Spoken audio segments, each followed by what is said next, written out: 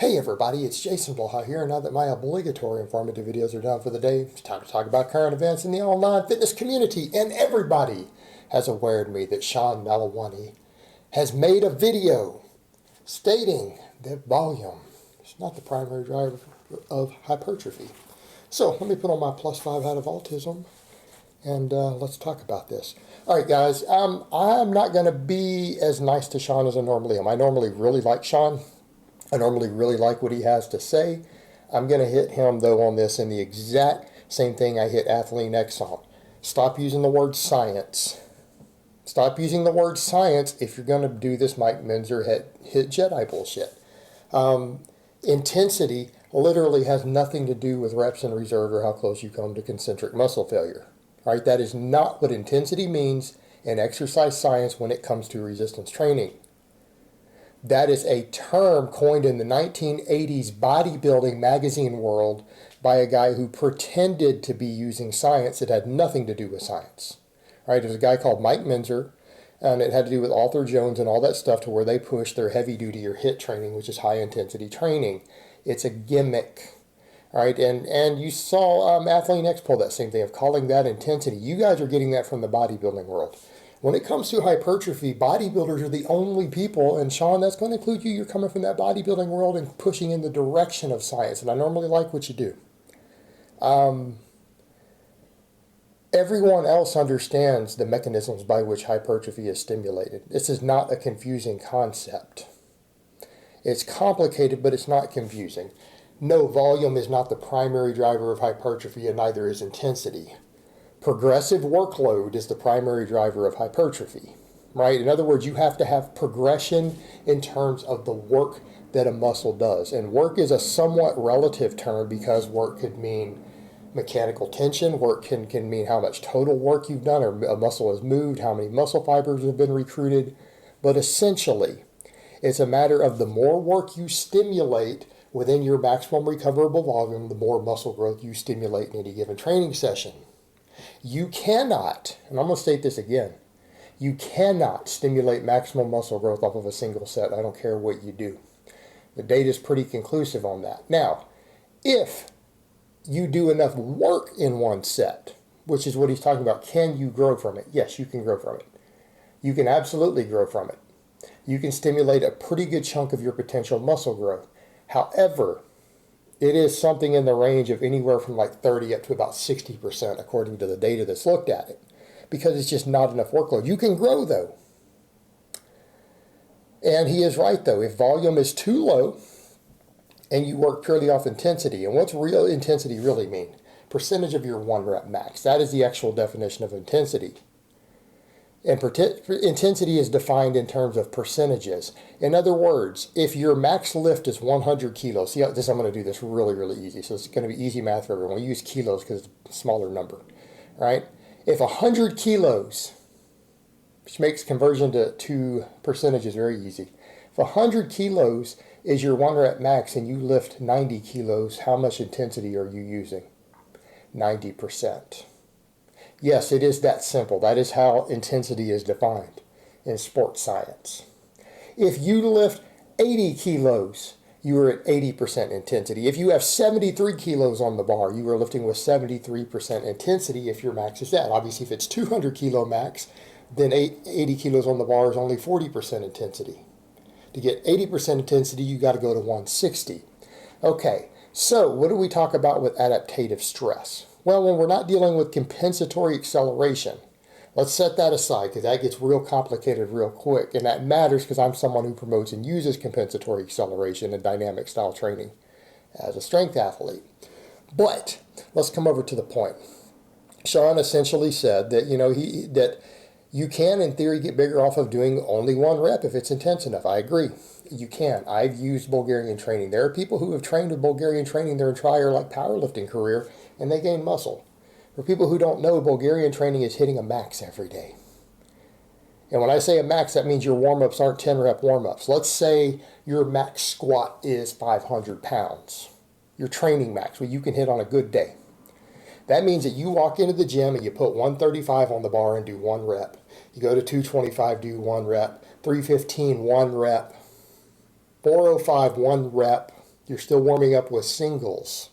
And then as you get closer to 500, you start making smaller jumps until you get to your training max. And you only go above that training max if it moves really fast and it's explosive and you feel that you can do more. And you might try 505, 510, right? And that's how you do it. And you do that indefinitely. You come and you squat every day, you bench every day to a max. And that's, again, some of the lowest volume training you could possibly do. Occasionally there's back off work. There's sometimes a little bit of accessory, but it's the minimalist volume, minimalist exercise selection. It does work. It's difficult. I've done it on camera. It's a difficult way to train. And it psychologically beats you up. It really does. It's not for everybody. It is absolutely not for everybody, which means it's one reason a lot of champions even don't do it. It's just not for everybody. But you can grow from it. You're going to grow slower than doing more volume, though. And by that same token, he's right. If you come in and you do a bunch of sets, you do 30 sets and nothing is really fatiguing, you can reach a threshold to where you might get some reps in there that induce hypertrophy, but your overall training volume can get so high that your recovery time, if you're not on drugs, your recovery time will be so long that it misses most of the growth window and you might get very, very little growth also. Now, realistically, what stimulates muscle growth? Well, with normal tempo sets, any rep that gets within 5 reps of concentric muscle failure has a training effect in terms of muscle growth, okay? So in other words, if you're working with your 10 rep max, rep 6 and on, start stimulating some growth. And what you have to find is based upon different programs, the amount of volumes and workload that you can recover from inside of these systems. But the truth is, tension matters. Yeah, intensity does matter. If the weight is too light, you end up just doing large amounts of reps. And let's be honest here. What people need to understand, given that those last 5 reps near failure are the ones that stimulate adaptation and muscle growth, now neurological adaptation, some of your strengthening comes from the heavier weight. It's very small difference. It's a very small difference, but it is there. But the hypertrophic end of it, and size does equal strength to about a 90% degree, the hypertrophic end of it only comes from those reps that are within 5 of failure. You have 5 reps or less in reserve. That's not called intensity, that's called reps in reserve, right? So if you're going to do 20 reps, it takes you a full 16 to 17 reps before you start inducing a hypertrophic response if it's a weight that you're going to fail on rep 20. Whereas if you're going to work with your 6 rep max, that second rep is already starting to stimulate some adaptation. So it's a matter of how many quality reps you get, how much total tonnage you do relative to the amount of weight used for tension. There's a lot of formulas and things that we could look at with this, but it does matter. Tonnage matters. And that means tonnage through a full range of motion. That absolutely matters. So what actually drives hypertrophy is, number one, progressive overload. What's progressive overload mean? That total tonnage needs to go up. Doesn't matter whether it's with 5 rep sets, when you're adding weight, or if you're adding sets or reps or whatever, but that general tonnage needs to go up inside of a confine of a number of effective reps. But the workload has to increase. That's your primary driver of hypertrophy. What determines how much hypertrophy you have is the amount of training volume and quality reps inside there, right, relative to your recovery time from it. So there is a certain threshold to where if your workloads are going down because you're forced to use lighter weight as the volume gets higher and higher, right, on the same exercises, to the point to where your recovery is now impeded, you won't gain as much muscle. So there's a balancing act there. And that doesn't mean, that's not an advocate for low volume training. And what I thought was interesting, it comes back to that point of, and this is where I know he's again coming from the Menzer background with this, when he talked about, 6 heavy reps being high intensity. If you can lift a weight 6 times, that is not high intensity. Intensity is a percentage of your max. That's moderate intensity. That's not high intensity. I generally, because again, strength athletes, our background, and we grow off this stuff. We do a lot of our work in very, very low reps, and it does have a hypertrophic effect. The research proves that, by the way. There is good data on that analyzing it, showing that guys can gain maximal muscle size off 3 rep sets if enough volume is done. Absolutely happens. They get slightly more strength, and it's slightly harder on some of the recovery components, though. But the point is, unless you can get down to under about 5 reps, it's not really that high of intensity. It just isn't. And that's coming from someone whose sort of training style involves a lot of work in the 1 to 3 rep range, a lot of it. But I even do higher rep sets because different exercises lend themselves better to very, very high reps. And again, it's all about total training volume and quality reps. That's what determines adaptation. And there's a different effect on different muscles as far as injury rates and things like that with different rep ranges versus motor unit learning and technique. So different lifts, even for someone like a power lifter, even though all of them you want to grow from and you want a training effect from, certain exercises just lend themselves better to different rep ranges when you're trying to plug in ideal volumes and avoid overuse injuries and things like that. It matters. It does matter. But the other thing that kind of rubbed me the wrong way, he went with the direction of the Menzer stuff. He said, guys like Dorian Yates who did low volume. How did Dorian Yates do low volume? Anyone who says that has never actually researched Dorian Yates or how he actually trained or looked at his routines. And the reason I say that, only a complete neophyte who just glanced at Dorian's routines would say that's low volume. You're telling me 15, 16 sets for your back in a workout is low volume? I don't think that it is. Because Dorian didn't do 1 set to failure. Dorian counted his warm-up sets as warm-ups. And do you know what Dorian counted as a non-work set? 405 on the barbell row was a warm-up to him. Why? Because he didn't go to failure with it. He would only take the 4th set to failure with 405.